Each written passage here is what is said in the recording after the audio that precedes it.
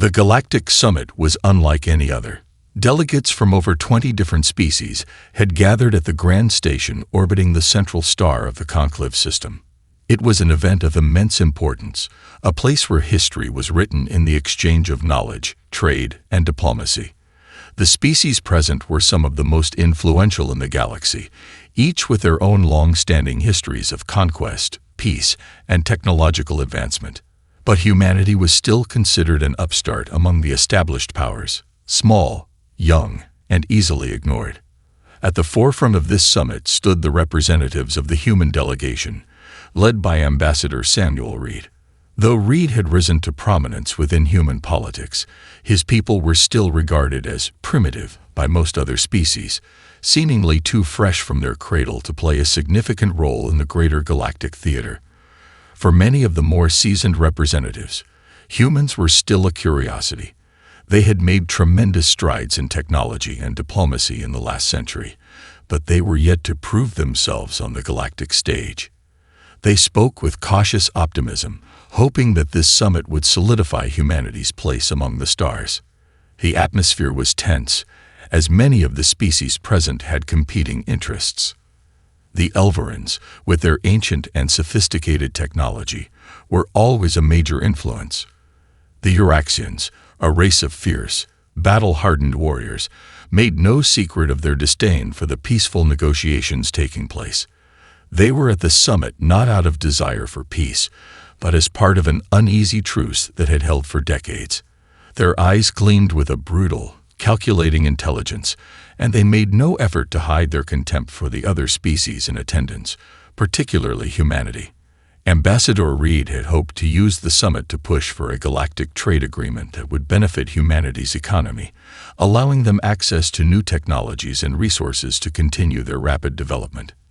His efforts were focused, precise, yet tempered by the awareness that his people were still viewed as little more than an afterthought in the grand scheme of the galaxy's politics.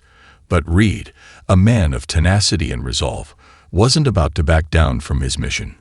He believed in the potential of humanity, and he knew the humans present would not stand for being overlooked any longer. The conference hall buzzed with polite yet forced conversation as different delegations made their speeches. In the midst of the formalities, however, Reed could sense the brewing unease from the Euraxian delegation. Their leader, a towering figure named Crag, stood with his arms folded, his cold, reptilian eyes scanning the room with an air of barely contained hostility. Crag's people were brutal, known for their raiding campaigns and savage fighting methods. They despised the delicate dance of diplomacy that had become so commonplace among the galactic elite. But what happened next was nothing anyone had anticipated. Without warning, the lights flickered and an explosion rocked the summit hall. The floor trembled beneath their feet as shockwaves rippled through the station. Screams filled the air, followed by the sound of gunfire, metal twisting under tremendous pressure. Ambassador Reed's heart raced, and in an instant chaos erupted. The Euraxians, who had been sitting just a few rows away, sprang into action, their weapons hidden beneath their cloaks. The delegation of humans, unarmed and unprepared, was caught in the crossfire. The Euraxians did not target the other species. They focused solely on the humans, their advanced technology allowing them to zero in on their quarry with terrifying precision. Ambassador Reed was one of the first to be struck, but he managed to get a message out before his communications device was damaged, signaling for backup and help. However, the attackers were too fast, too organized. For all their technological advancements, the other species did nothing. The Elverans hesitated, unwilling to jeopardize their neutral stance, while the others either cowered or fled. The humans, though outmatched and outgunned, fought back. They used their surroundings, improvised, and organized in a desperate bid to hold the attackers at bay. But their bravery could only do so much against an ambush of this scale. In a matter of minutes, the peaceful summit turned into a massacre. A single, calculated attack that could have been an isolated incident had become a turning point. The Euraxians, hoping to crush humanity before they could ever rise, had underestimated something crucial: humanity's resilience, their determination to fight for survival. The violence wasn't just an attack, it was a statement, one that would reverberate across the galaxy. The message was clear. No longer could humanity be dismissed as insignificant. The galaxy had just awakened something in them, a spark that would soon become a wildfire. The quiet before the storm was over. Now, the galaxy would have to face the consequences.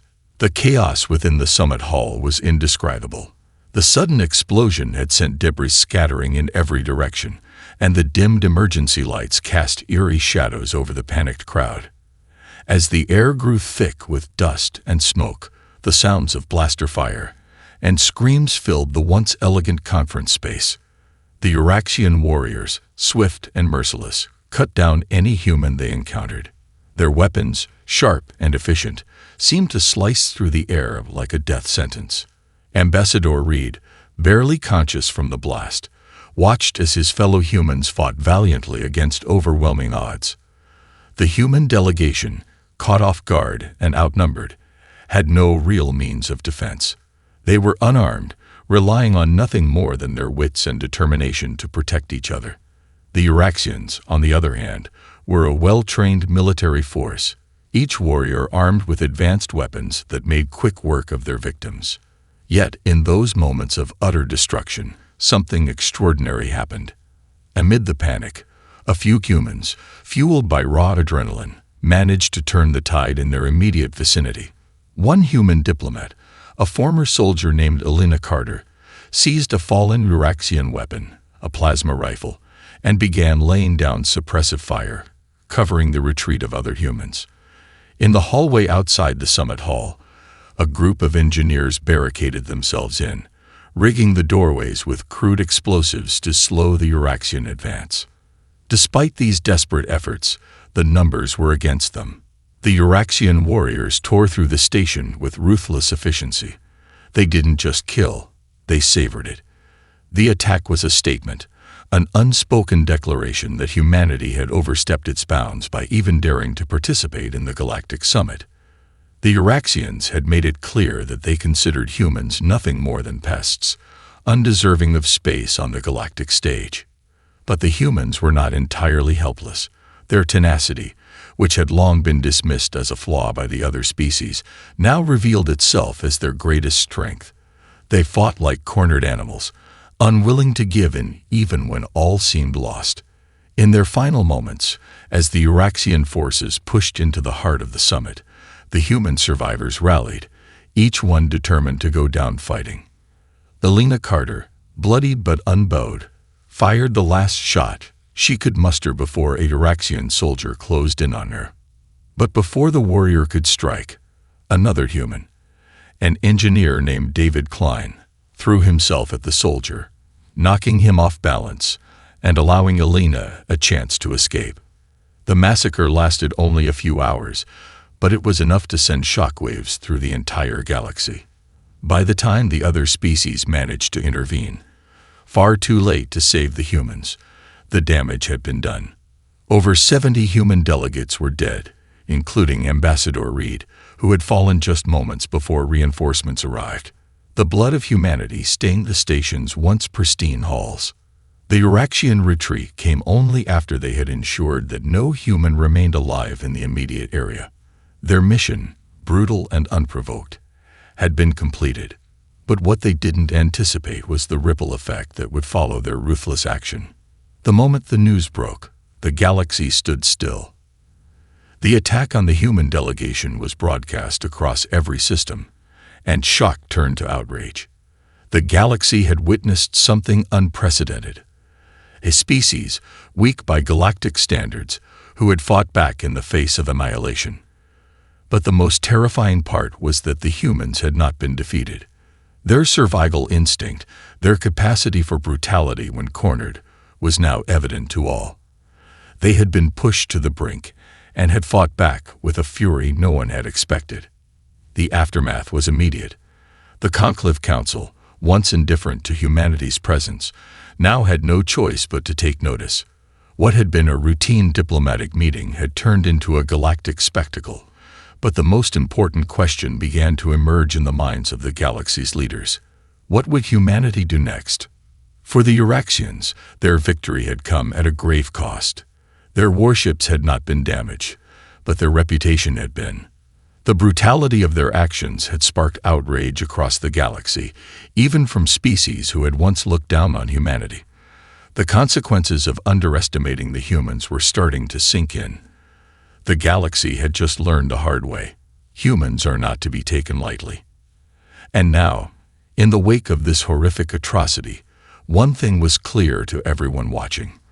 The galaxy had just awakened something far more dangerous than any of them could have predicted. The destruction of the human delegation sent shockwaves across the galaxy, but the initial disbelief soon gave way to something far more dangerous for the Euraxians: human unity.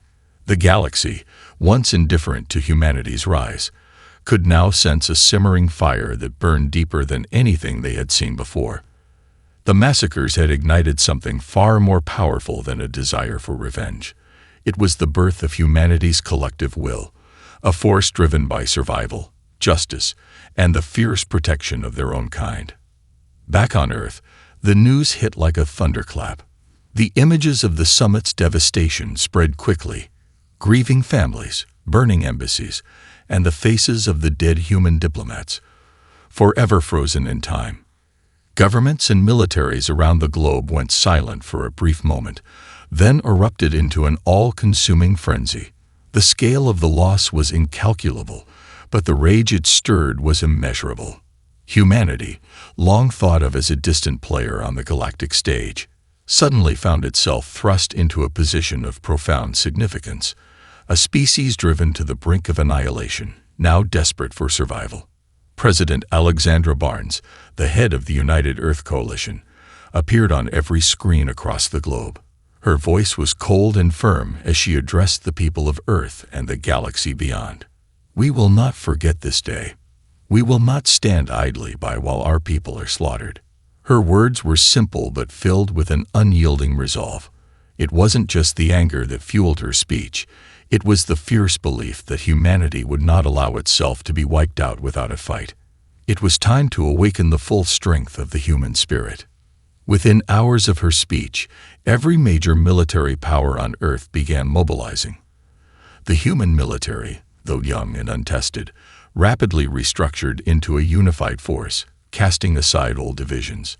Volunteers from every corner of the planet flooded recruitment centers, each individual driven by the shared sense of injustice. Soldiers who had once felt powerless in the face of galactic might now stood at the forefront of a campaign that would change the course of history. But it wasn't just the military that mobilized.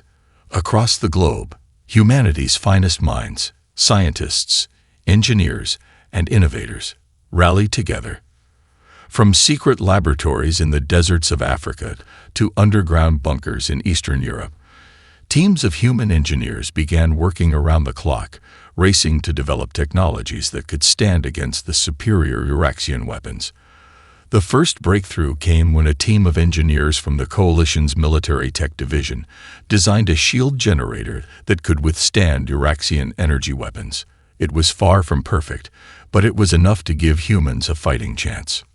Meanwhile, across the galaxy, the impact of the massacre was being felt. News of the attack spread quickly through the galactic networks, and the Euraxians, initially proud of their victory, began to realize the far-reaching consequences of their actions. The most influential species, once neutral or dismissive of humanity's potential, began to take notice. The Elverans, long considered the most advanced race in the galaxy, issued a formal condemnation of the Euraxians' brutality. The peace-loving Quithari, known for their pacifism, called for a galactic tribunal to investigate the massacre. But most notably, the other races in the galaxy began to wonder, what if humanity, against all odds, could fight back? As news filtered back to the human military command, they found themselves with more than just a desire for revenge. They had something no other species in the galaxy had: raw, undiluted determination. The human soldiers were driven not only by the death of their diplomats, but by the belief that they could forge a new path for their people. The galaxy had underestimated them before, And now they would see what humanity was truly capable of when pushed to the edge. In the midst of the upheaval, Commander Julian Hayes, a decorated officer who had served in several humanitarian missions, was put in charge of a special unit tasked with retaliation. His team was a mix of soldiers, engineers, and tactical experts. Their goal: to strike back at the Euraxians in a way no one expected. The mission would take humanity to the heart of Euraxian space, where their most protected and critical infrastructure lay. On a global scale, the response was far more than a simple military retaliation. It was the rallying cry of a species determined not to be silenced. Humanity was no longer willing to exist in the shadow of older, more powerful races. They were going to carve out their place, no matter the cost.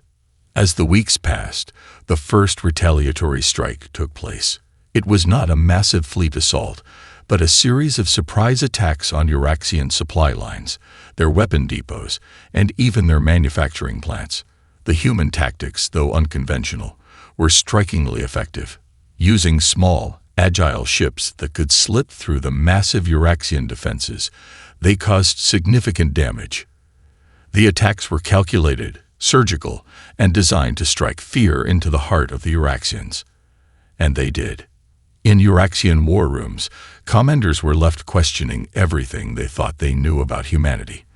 No longer the easy target they had once believed, the humans were becoming a formidable force in the galaxy, a force they had unwittingly unleashed.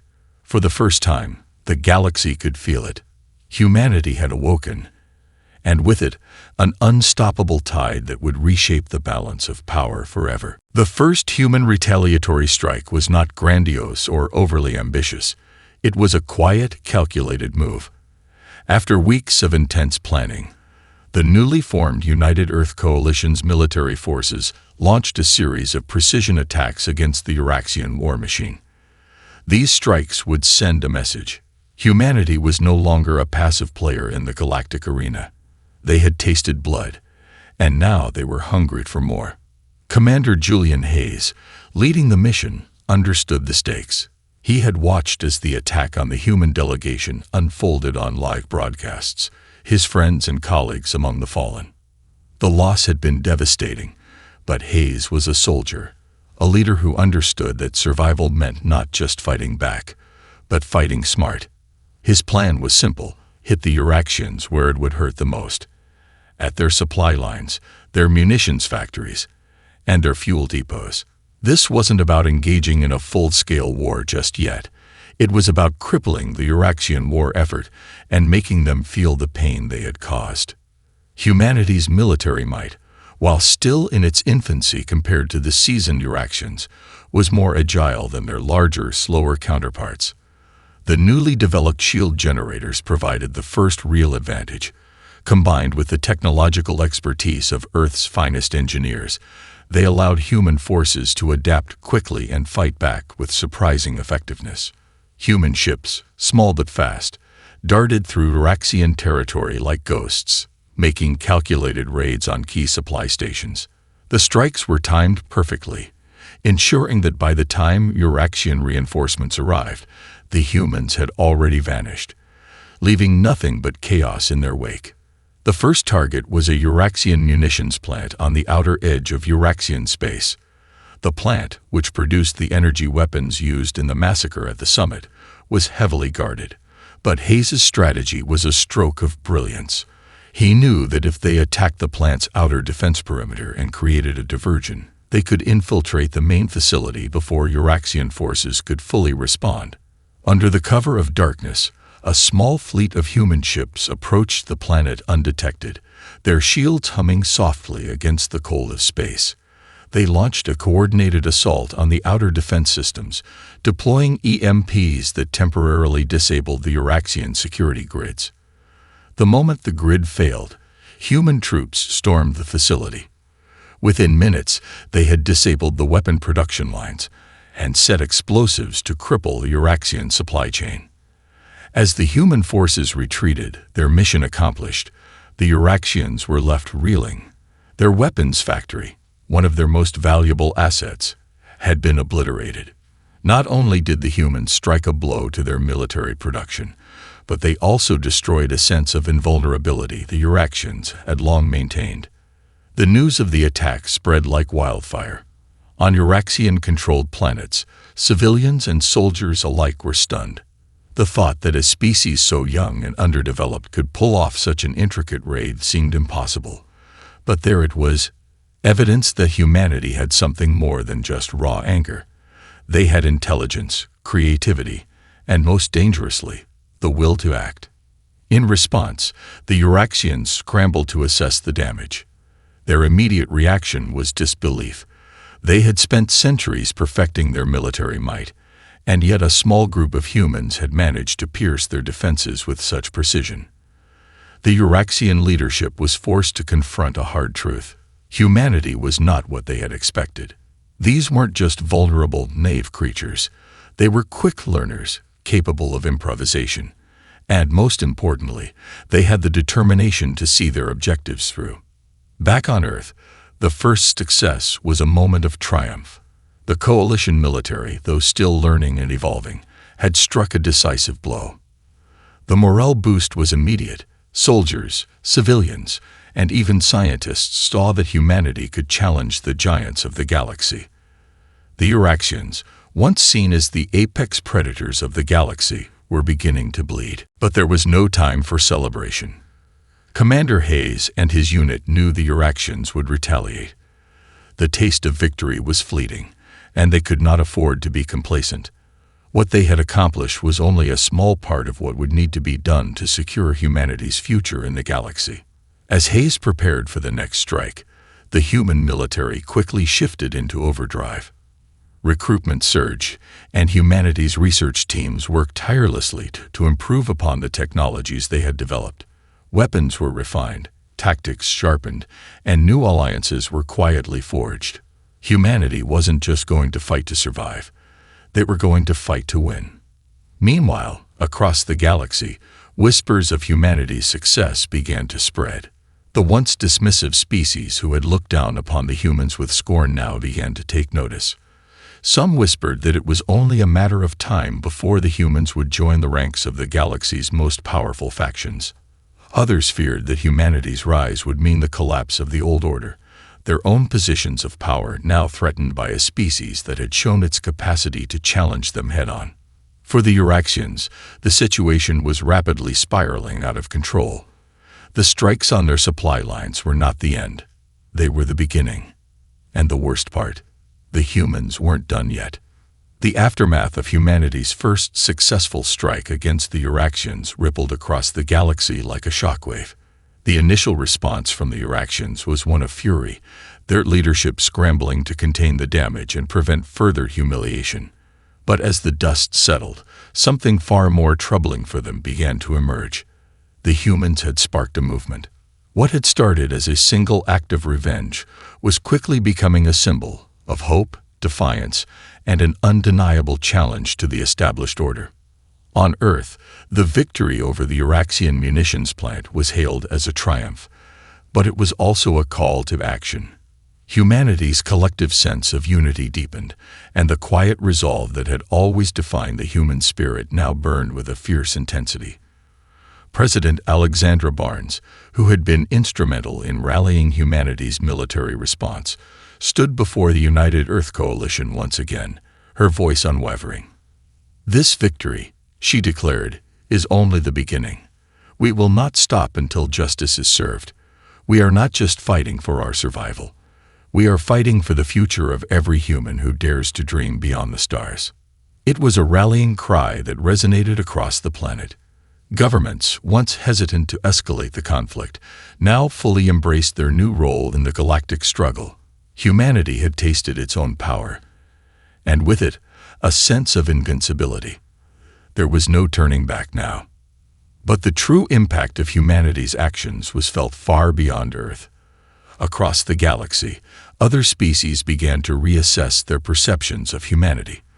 Those who had once dismissed the humans as weak or primitive now began to see them in a new light. The Euraxians, with all their military might, had been embarrassed. But more importantly, humanity had done what no other species had ever dared to do. They had struck at the heart of an empire that was centuries old, and they had done so with astonishing precision. The news of the attack spread like wildfire. Some species, particularly the more pacifistic races like the Quithari, were horrified by the escalation.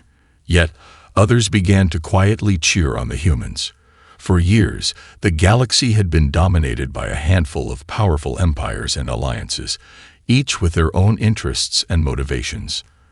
The rise of humanity was seen by some as a welcome disruption to the stagnant order that had existed for so long. One such faction was the Vikar, a race of mercantile traders known for their neutral stance, but with a distinct appreciation for economic power. They had long watched the Euraxian Empire with a sense of cautious respect, but now they saw the humans as potential allies. Their leaders reached out to human officials, offering trade negotiations and even military support, seeing an opportunity to align with a rising power that could shift the balance of galactic influence. But not everyone was ready to embrace humanity. The Elverans, the most advanced and oldest species in the galaxy, were particularly cautious. Though they condemned the Euraxian massacre, they had seen the Euraxians' raw power up close and didn't trust humanity's ability to maintain such a strategic fight. Humans are not yet ready for the consequences of their actions, the Elveran Council stated in a public transmission. They have made a dangerous enemy, and the full scope of Euraxian retaliation is yet to come. Despite the warning, humanity moved forward with a newfound sense of purpose. Commander Julian Hayes and his Special Forces unit, the spearhead of humanity's retaliation, were preparing for their next strike. Their target, a key Euraxian fleet docked at the heart of Euraxian-controlled space. Intelligence suggested the fleet was heavily guarded, but also contained vital supplies and resources that could cripple Euraxian efforts for months. It was a risky mission, but Hayes and his team were determined to send the Euraxians a message they couldn't ignore. However, as they made their final preparations, an unexpected transmission intercepted by the United Earth Coalition military caught their attention. It was from the Euraxians, a direct message to humanity. "You have made your point, humans," the Euraxian commander's voice echoed across the comm channel. "But you have no idea what you've unleashed. Do not mistake this for a war. It is a slaughter, a warning.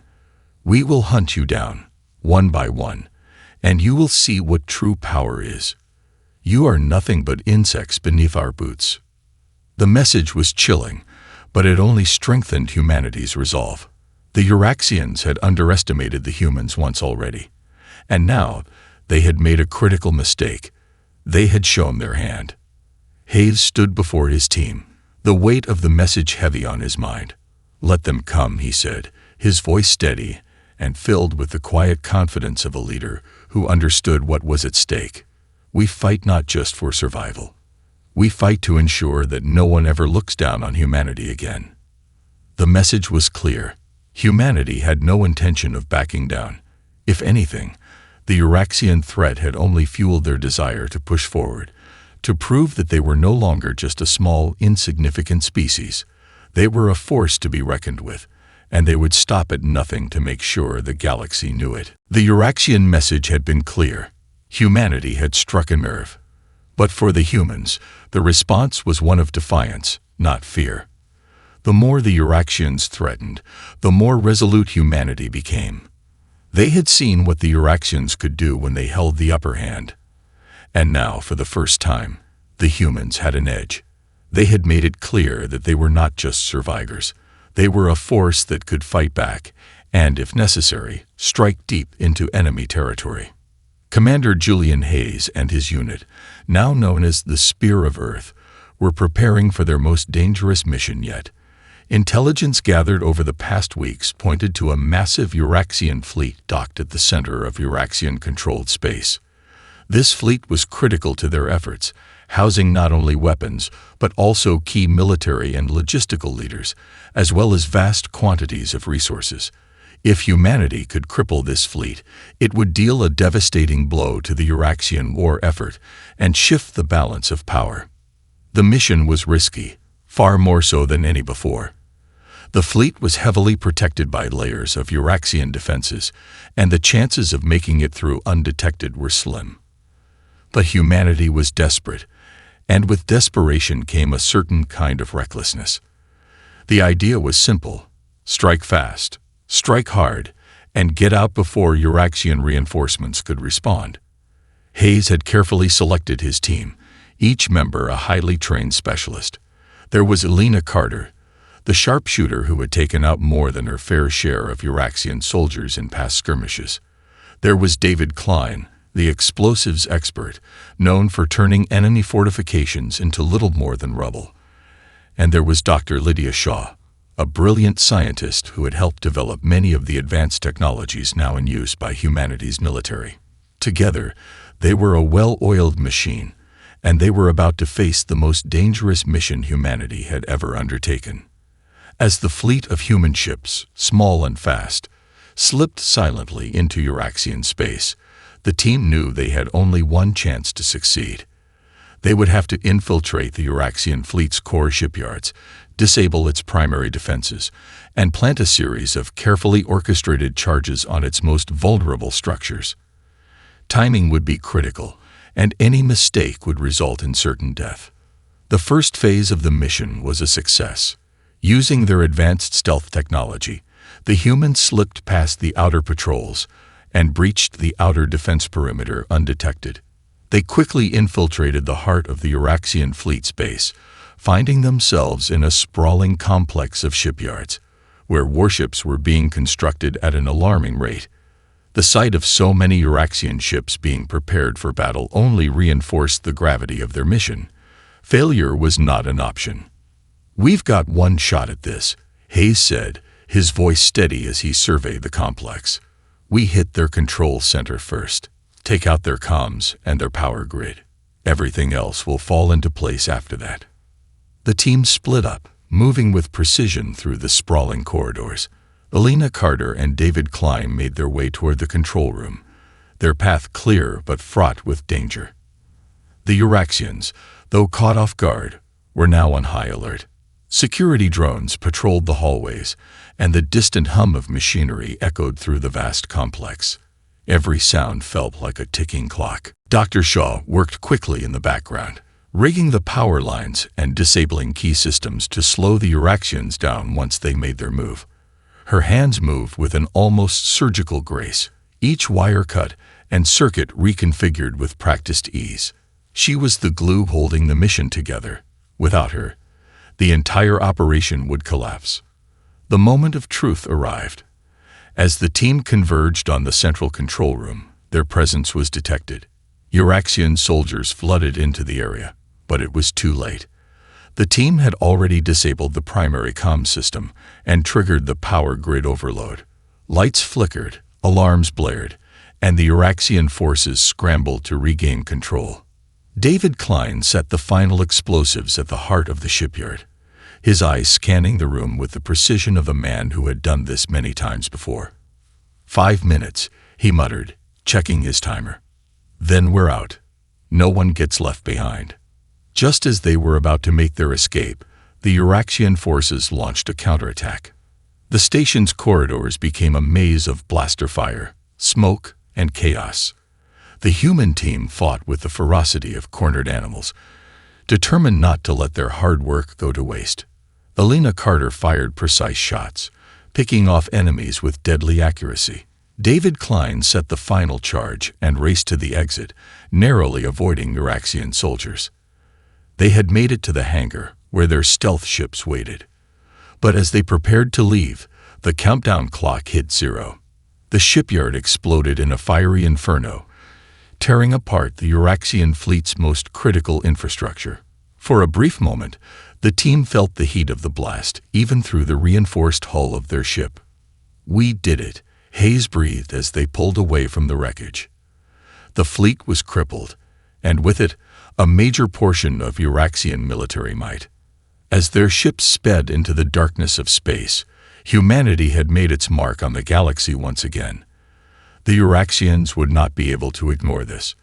They had just learned that humanity was capable of striking deep into their heart and emerging victorious. The explosion that tore through the Euraxian fleet's heart was felt across the galaxy. It wasn't just the destruction of their most prized military asset. It was a humiliating blow to their empire's supremacy. The Euraxians, who had once considered themselves invincible, were reeling. Commander Hayes and his unit had struck a critical nerve, and humanity had, for the first time, turned the tide of the war in their favor. The United Earth Coalition was abuzz with excitement after the success of the mission. Across Earth, celebrations erupted. The victory over the Euraxian fleet's core shipyards was not just a military success. It was a symbol. Humanity, once thought to be weak and fragmented, had proven they could face down one of the galaxy's most formidable forces and win. But the celebrations were brief. As the Euraxian fleet limped back to their strongholds to regroup, the coalition knew that this was only the beginning of the real fight. President Alexandra Barnes convened a special session with military leaders and scientists in the wake of the successful strike. The first priority was to assess the full extent of the damage done to the Euraxian war machine and to prepare for retaliation. The Euraxians, despite their anger, were not known for their mercy. They would come back stronger, more determined than ever. "We've dealt them a significant blow, but we have to be prepared for what comes next," Barnes said, her tone grave as she addressed the assembled leaders. "The Euraxians will retaliate, and they will come at us harder than before. We must be ready." Meanwhile, the galaxy was watching with bated breath. For years, the Euraxians had dominated the galactic stage, their power unmatched by any other species. But now, humanity had changed the equation. Other factions, previously silent or passive, began to stir. The Elverans, the galaxy's oldest and most advanced species, convened in private councils, debating whether to intervene in the conflict. Though they had not openly taken sides, their curiosity about humanity's potential was growing. Even the Quithari, known for their pacifism, began to quietly aid humanity with supplies and information. They had long believed that peace could be achieved through diplomacy, but the Euraxian massacre had shaken their convictions. Perhaps humanity, with its raw drive and passion, could change the status quo. But it wasn't just the pacifist factions that were watching. The Vikar, the mercantile race that had previously offered humanity trade deals, now saw an opportunity for more. They were quick to approach Earth's representatives with offers of military support in exchange for future trade and resources. The Vikar had always been pragmatists, and they recognized a future in aligning with a species on the rise. Humanity's influence, however, was not only political or diplomatic. The Euraxian response to the crippling blow to their fleet was swift and brutal. They had already begun reassembling their forces, but their command structure was fractured. They had underestimated humanity's resolve, and now they were scrambling to figure out how to contain the insurgent threat. Euraxian warlords began to fight for control of their empire, each seeking to reclaim the upper hand. This division played right into humanity's hands. Back on Earth, the coalition leadership knew they had to act, while the Euraxians were still reeling from their losses. Hayes and his unit were given their next objective: to take the fight directly to Euraxian homeworlds, to strike at the heart of their empire while it was still vulnerable. It was a dangerous mission, but one that would send the final message to the Euraxian Empire. Humanity was no longer afraid. As the human fleet prepared for the next phase, Commander Hayes received a communication from an unlikely source: the Elverans. The message was short but direct. "We are watching. If you continue this path, be prepared for the consequences. The balance of power is delicate, and the galaxy will not stand by as you disrupt it." Though the Elverans had not made an official move, their warning hung heavily in the air. Hayes understood the message. Humanity's actions could either lead to a new era of cooperation or provoke a galaxy-wide war. Humanity's next steps would determine their place in the galactic order. As the human fleet prepared to launch their next strike, a strange tension settled over the room. For the first time, the future of humanity was in their hands. The galaxy would never be the same again. The silence of space was deafening as humanity's fleet prepared for what could be their most daring mission yet, an assault on the Euraxian homeworld itself. Commander Julian Hayes and his team had come far from their initial retaliation. No longer were they fighting only for survival, they were now fighting for the future of humanity, to establish a permanent place in the galactic order. The message from the Elverins still echoed in Hayes's mind. The balance of power is delicate. The galaxy was a web of alliances and rivalries, some centuries old, and humanity had become a disruptor in this fragile ecosystem. If they were to succeed in their final push, they would need more than just military strength. They would need to convince the galaxy that their place in the future was not just as a rogue power, but as an equal force. The Euraxian homeworld was heavily fortified, with defense grids, energy shields, and countless ships standing ready to repel any invaders. Intelligence suggested that the Euraxians had shifted much of their military leadership to the planet, making it the most heavily guarded world in the galaxy. But humanity had already proven their ability to strike hard and fast, and they knew they had to press their advantage now while Euraxian leadership was still reeling from their previous defeats. As the fleet made its way toward the Euraxian homeworld, tensions ran high. Ships were in formation, each one a symbol of human ingenuity and determination. The mission was clear: breach the planetary defense systems, infiltrate the heart of the Euraxian military command, and deal the final blow. They had come to end the war. They had come to show the galaxy that humanity could rise against the odds and emerge victorious. But not all was as it seemed. In the darkness of space, a different force was gathering. A coalition of factions who had been watching humanity's rise with a mix of fear and curiosity. The Elverins had been silent but vigilant. The Vikar were waiting to see what benefits they could extract from the situation, and the Quetheri had begun to quietly rally for peace negotiations. What was unfolding before them was no longer just a war. It was the birth of a new galactic order. "All ships report readiness," Hayes said, his voice steady as he stared out at the vast expanse of space. "We make history today. For Earth. For humanity." The human fleet began its final approach, bypassing Euraxian outer defense lines with the same precision they had perfected over the past few months.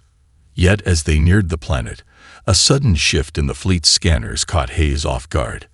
A massive energy pulse, a sudden surge of firepower that was far beyond what the Euraxians had previously shown. The Euraxians were prepared for them, but humanity had underestimated how far they had advanced in the time since the last attack. A new wave of Euraxian warships emerged from hidden space stations, their weapons charged and ready. "This is it," Hayes muttered under his breath, watching as the Euraxian fleet moved to intercept. Humanity had always relied on speed, precision, and surprise. But now they were facing an enemy that had adapted quickly, learning from the earlier attacks. The battle that followed was one of the most intense and brutal the galaxy had ever seen. The human fleet darted between waves of Euraxian fire, dodging plasma beams and retaliating with laser precision. Ships exploded in bursts of fire and light, debris scattering across the battlefield. In the heart of the conflict, Commander Hayes and his Special Forces unit pressed forward, landing on the surface of the Euraxian homeworld and infiltrating their command center. It was chaos. Euraxian soldiers fought desperately, their confidence shattered by humanity's unexpected aggression. The final confrontation took place in the Euraxian War Council chamber, a vast, intimidating structure deep underground. There, surrounded by the highest-ranking Euraxian generals, Hayes delivered the blow that would send shockwaves across the galaxy. With a combination of brute force and strategic sabotage, they disabled the core systems controlling Euraxian defenses, signaling the collapse of their command center. The Euraxian leadership was now in disarray, unable to respond effectively. "All systems down," Hayes said, his voice cold as he watched the Euraxian military crumple. "The war is over." The Euraxians had fought with everything they had, but in the end, they could not overcome the relentless drive of humanity. It was a hard-fought victory, one that came at great cost. The human fleet had suffered heavy losses, and the destruction of the Uraxian military had left the galaxy on the brink of chaos. But humanity had won, and with that victory came the inevitable aftermath, the reshaping of the Galactic Order. As the remnants of the Uraxian Empire surrendered, the other factions of the galaxy began to take notice. The Elverans, the Quithari, the Vikar, all knew that the age of the Uraxians was over. Humanity had shown the galaxy that they were no longer a fringe species, no longer the underdogs. They were now a force to be reckoned with. The road ahead would not be easy. The galaxy was left in turmoil, and the scars of the war would not fade quickly. But as President Barnes addressed the world in the aftermath, her words were filled with both resolve and hope. "The war with the Uraxians is over," she said, standing before a gathered assembly of Earth's leaders. "But this is just the beginning of our journey. The galaxy has seen what humanity is capable of. We will forge our place among the stars, not through dominance, but through cooperation and strength. Our future is ours to shape." For humanity, the dawn had broken. The galaxy would never be the same again.